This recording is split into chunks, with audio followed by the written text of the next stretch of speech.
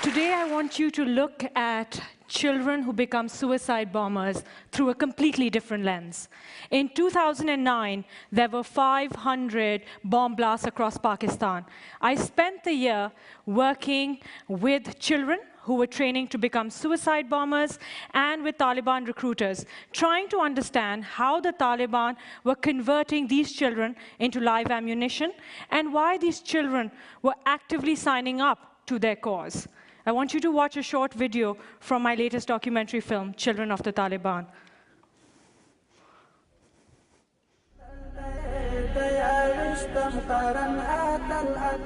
The Taliban now run their own schools. They target poor families and convince the parents to send their children. In return, they provide free food and shelter and sometimes pay the families a monthly stipend.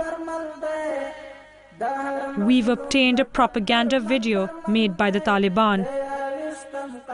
Young boys are taught justifications for suicide attacks and the execution of spies. I make contact with a child from Swat who studied in a madrasa like this. Hazrat Ali is from a poor farming family in Swat. He joined the Taliban a year ago when he was 13. Taliban किस तरह आपके इलाके में नौजवानों को दावत देते हैं लड़ने के लिए? जी दो अवल वर्तला से जुमात के सराव गाड़ी बे चराव गाड़ी से खबर वर्तो की बे दागे न पस तरबियत लेबूजी अलतब तरबियत के सादिस मादिस वर्तो हुई सादिस मादिस. He tells me the children are then given months of military training.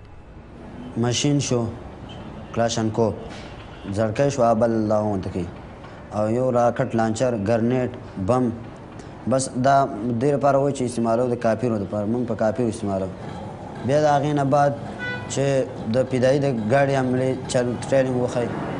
आप फिदाई हमला करना चाहते हैं? अल्लाह तौफीक राकुम बेवकूफ़. I, in my research, have seen that the Taliban have perfected the way in which they recruit and train children. And I think it's a 5-step process. Step 1 is that the Taliban prey on families that are large, that are poor, that live in rural areas. They separate the parents from the children by promising to provide food, clothing, shelter to these children. Then they ship them off hundreds of miles away to hardline schools that run along the Taliban agenda. Step 2, they teach the children the Quran, which is Islam's holiest book, in Arabic, a language these children do not understand and cannot speak.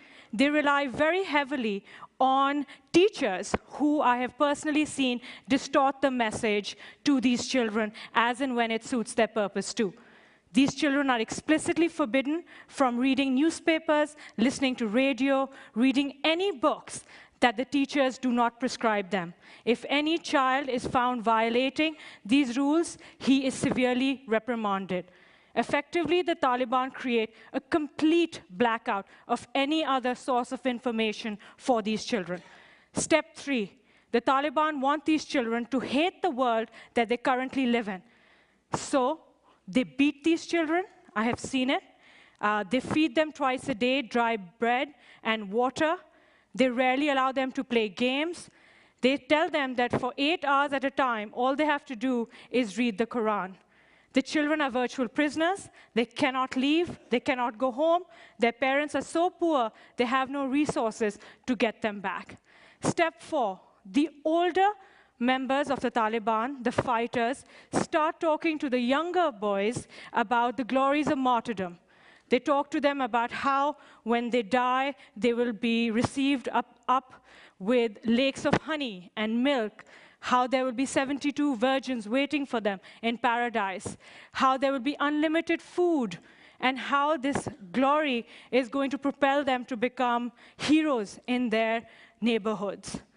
Effectively, this is the brainwashing process that has begun.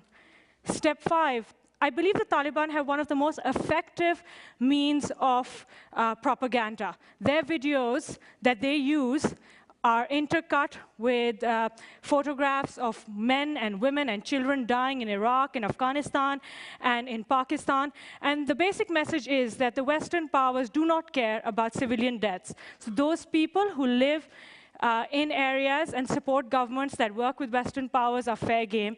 That's why Pakistani civilians, over 6,000 of whom have been killed in the last 2 years alone, are fair game. Now these children are primed to become suicide bombers. They're ready to go out and fight because they've been told that this is effectively their only way to glorify Islam. I want you to watch another excerpt from the film.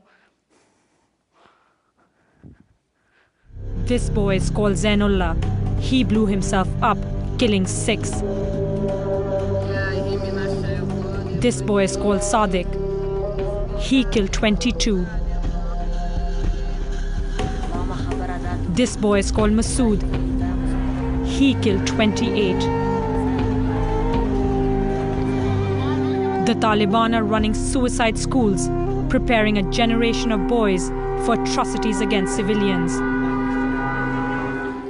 आप समझते हैं कि आप कभी फ़िदाई हमला करना चाहेंगे? बहुत शौक़ है, लेकिन अगर घर से इजाज़त मिल गई वालिदैन का तो इंशाल्लाह कर लेंगे। ये फ़िदाई वग़ैरह को देख के जो मेरे से छोटे उम्र में या मेरे आम उम्र है, उनको देख के वो जो फ़िदाई हमले करते हैं सख्त तरीन के, उन्हीं से जज्बात आ जाते हैं। फ़िदाई हमले से आपको क्या अजर मिलेगा?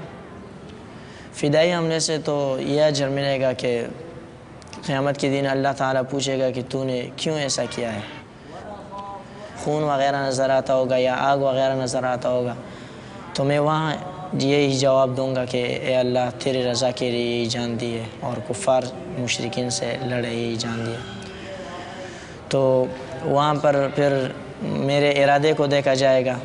अगर मेरा इरादा यही हो कि मैं इन बेगैरत ज़लीलों को ख़त्म करने के लिए या इस्लाम की नाम बुलंद करने के लिए क्या हो, तो फिर अल्लाह ताला मुझे जन्नत ही में जगह दे देगा।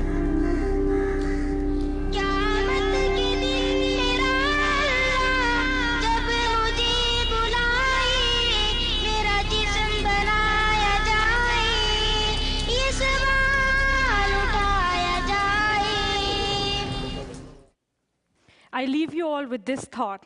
If you grew up in these circumstances, faced with these choices, would you choose to live in this world or in the glorious afterlife? As one Taliban recruiter told me, there will always be sacrificial lambs in this war. Thank you.